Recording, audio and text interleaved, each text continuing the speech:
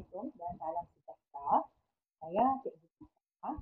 Okey, hari ini kita akan masuk bab tingkatan 5, bab sumber pembiayaan. Okey, di mana seseorang yang ingin berniaga, dia memerlukan modal. Jadi sebab itu dia perlukan sumber pembiayaan untuk menampung modal dalam perniagaan seseorang peniaga itu tadi. Dalam tajuk ini kita akan kupas tajuk sumber pembiayaan perniagaan sama ada sumber pembiayaan dalaman atau sumber pembiayaan darat. Okey, tentu kita tengok gambar ni. Okey, gambar ni adalah antara modal yang diperlukan oleh seseorang untuk memulakan perniagaan dia. Okey, yang pertama kita tengok. Okey, wang tunai. Wang tunai sudah semestinya adalah modal yang paling cair atau paling utama sekali untuk seseorang memulakan perniagaan. Kemudian perlu ada bangunan kilang untuk berniaga.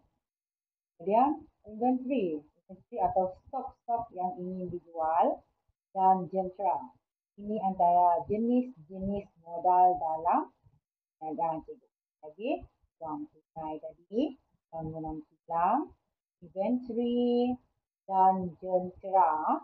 Okey, di mana jenis-jenis modal ini sangat penting untuk menggerakkan sesuatu perniagaan. Okey, kita tengok sumber pembiayaan ni. Ada dua jenis sumber pembiayaan dalam perniagaan.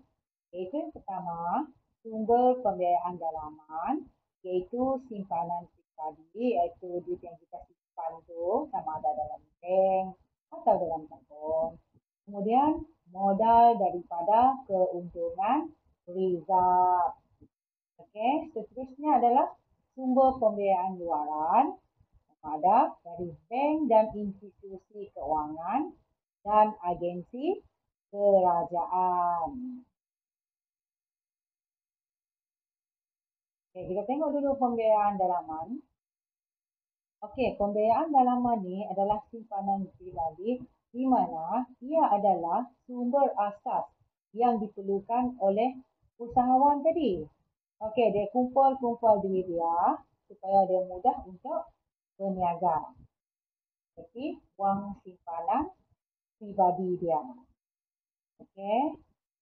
Terusnya yang kedua adalah modal daripada keuntungan reserve. Daripada keuntungan ni ialah keuntungan diperolehi daripada hasil pelaburan diguna sebagai pembiayaan semasa untuk modal pusingan. Okey, kita tengok sumber pembiayaan dalaman, iaitu yang pertama simpanan pribadi, iaitu sumber asas yang diperlukan oleh usahawan atau wang simpanan pribadi yang kita ada, kita keluarkan untuk menjadi modal kita. Yang kedua adalah modal daripada keuntungan reserve, iaitu keuntungan yang diperolehi hasil daripada pelaburan kita dalam perniagaan. Diguna sebagai pembiayaan semasa untuk modal pusingan kita. Okey, seterusnya adalah sumber pembiayaan luaran, iaitu bank dan institusi yang pertama. Okey, kita tengok. Yang pertama antara pembiayaan yang ditawarkan ialah modal permulaan, di mana pinjaman untuk usahawan yang ingin memulakan perniagaan. So, modal ini adalah formal dan lebih kepada berpenggal jangka pendek dan jangka panjang, iaitu tempoh pembayaran pinjaman itu tadi ya. Yang seterusnya adalah sewa beli. Sewa beli juga adalah bentuk pembiayaan yang ditawarkan oleh bank dan institusi keuangan, iaitu aktiviti menyewa aset dengan tujuan untuk membeli aset tersebut. Contohnya, pembiayaan rumah kedai dan kerendaan akan menjadi hak milik usahawan setelah selesai bayaran angsuran. Okey, contohnya kita membeli kereta, ibu bapa kita membeli kereta. Kereta itu belum lagi menjadi milik ibu bapa kita sehinggalah angsuran dia selesai bayar. Begitu juga peniaga ni, contohnya van. Okey, semua itu dia perlu menggunakan perkhidmatan atau persewaan sewa beli. Okey, yang seterusnya adalah pajakan, di mana usahawan boleh menggunakan mesin atau jentera dengan cara menyewakannya daripada bank atau institusi kewangan dalam tempoh masa tertentu, di mana mesin dan jentera ini adalah hak milik bank atau institusi kewangan atau syarikat pajakan tersebut, manakala usahawan atau peniaga adalah penyewa sahaja. Okey, tengok sumber pembayaran seterusnya ialah share, di mana share adalah bahagian dalam modal sesuatu perniagaan atau saham. Selalunya share ini ditawarkan oleh bank saudagar, di mana dia akan bertindak sebagai penanggung jaminan terbitan share itu tadi. Okey, yang seterusnya adalah overdraft. Okey, overdraft ni adalah kemudahan kredit yang disediakan oleh bank perdagangan untuk pemegang akaun semasa. Maknanya orang yang memegang atau orang yang mempunyai akaun semasa sahaja boleh mendapat pinjaman overdraft ni. Boleh mengeluarkan wang melebihi jumlah simpanan setakat had yang ditetapkan. Kaedah dikenakan ke atas jumlah overdraft yang digunakan mengikut kadar harian. Okey, overdraft ni dia sesuai untuk usahawan yang kurang pasti jumlah masa dan tempoh pembiayaan yang dia perlukan. Okey, yang seterusnya adalah gadaian atau arahno. Okey, yang banyak emas ni bolehlah gunakan perkhidmatan gadaian atau arahno ni, iaitu cagaran bagi mendapatkan pinjaman, iaitu gadai barang dalam tempoh masa tertentu untuk membayar balik harga cagaran tersebut. Okey, cagaran maksudnya sini, okey, contohnya kamu ada emas 1 kilo.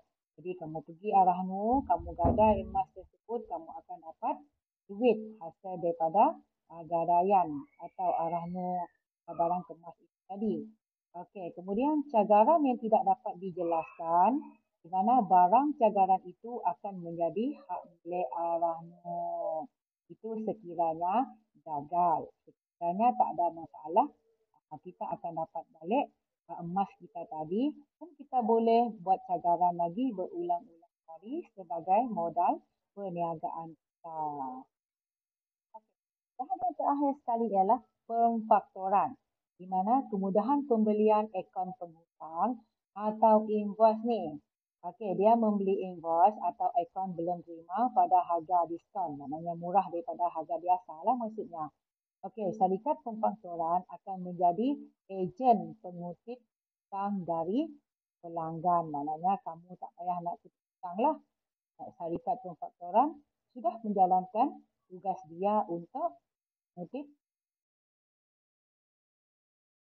Okey, seterusnya kita tengok agensi kerajaan menawarkan bantuan-bantuan kepada peserta. Ini kita tengok yang pertama adalah Majlis Amanah Rakyat MARA, di mana skim pinjaman yang ditawarkan adalah SPIKE, iaitu skim pembiayaan kontrak ekspres.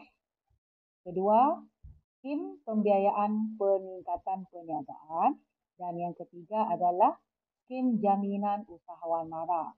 Ini lebih kepada Bumi Putra. Yang kedua adalah tabung ekonomi kumpulan usaha niaga atau tekun, di mana skim pembiayaan yang ditawarkan adalah program teman mita. Kemudian skim pembiayaan kontrak satu, skim pembiayaan teman tekun, dan skim tekun niaga. Okey, juga menawarkan program pembangunan usahawan bekas usaha dan program pembangunan usahawan profesional muda Bumi Putra. Itu adalah untuk tabung ekonomi kumpulan tekun tadi. Okey, seterusnya kita tengok Credit Guarantee Corporation Malaysia Berhad atau apa nama syarikatnya? Credit Guarantee Corporation atau syarikat jaminan kredit, di mana ia membantu usahawan PKS untuk berdaya maju dan tidak mempunyai cagaran untuk mendapat pembiayaan. Ini sesuai untuk pemerintah kecil yang tidak ada cagaran lah, sesuailah untuk mereka. Lepas tu yang seterusnya adalah agrobank. Okey, antara dana yang disediakan oleh agrobank ialah modal usahawan satu Malaysia, kemudahan pembiayaan modal kerja satu atau tawaruk, dan program agripreneur muda. Program agripreneur muda ada tiga produk atau perkhidmatan yang disediakan atau pembiayaan lah. Dan yang terakhir sekali adalah Kementerian Sains, Teknologi dan Inovasi atau MESI, di mana kementerian ini dia menawarkan geran insentif dalam bidang sains dan teknologi untuk menggalakkan syarikat-syarikat Malaysia terlibat dalam R&D. Dia mengenalkan dua dana baru iaitu dana SMART dan dana GO. Okey, dana SMART ni adalah bertujuan untuk mencari usahawan atau penyelidik yang boleh memberi penyelesaian terhadap keperluan strategik dan keutamaan dalam bidang teknologi pemprosesan produk. Okey, dana GO pula ada dua jenis iaitu fasilitasi dan INO. Di mana fasilitasi adalah dana yang disediakan bagi membantu pemohon mengurangkan. Okey, seterusnya adalah Kementerian Sains, Teknologi dan Inovasi iaitu MESI.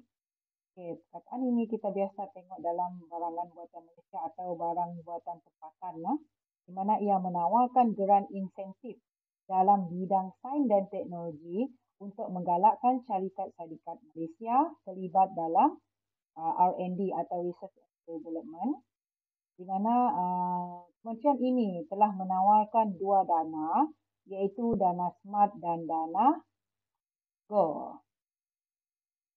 Okey, dana SMART ialah dana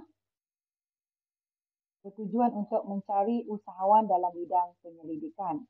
Dana GO pula adalah terbagi kepada dua jenis iaitu fasilitasi dan dana INO, di mana kedua-duanya adalah digunakan untuk mengurangkan jurang kegagalan antara peniaga. Okey, sekarang kita tengok soalan pengukuhan. Okey, soalan pengukuhan. Okey, saya baca dulu soalan ni. Maklumat di bawah berkaitan dengan perniagaan Encik Johan, iaitu Encik Johan ingin memulakan perniagaan kedai kasut dan memulakan modal permulaan sebanyak RM4,000. Beliau menjadikan emas yang dimilikinya sebagai cagaran yang dianggarkan bernilai RM50,000. Nyatakan jenis sumber pembiayaan yang sesuai digunakan oleh Encik Johan. A. Modal permulaan, B. Pemfaktoran, C. Arahno dan D. Overdraft. Okey, jawapan yang paling sesuai sekali adalah apa? Okey, bila kita tengok sini ialah beliau menjadikan emas. Okey, bila kita tengok slide tadi, okey, emas ni okay, dia akan tergolong dalam bahagian Rahnu. Okay, jawapan yang paling tepat adalah C. Rahnu.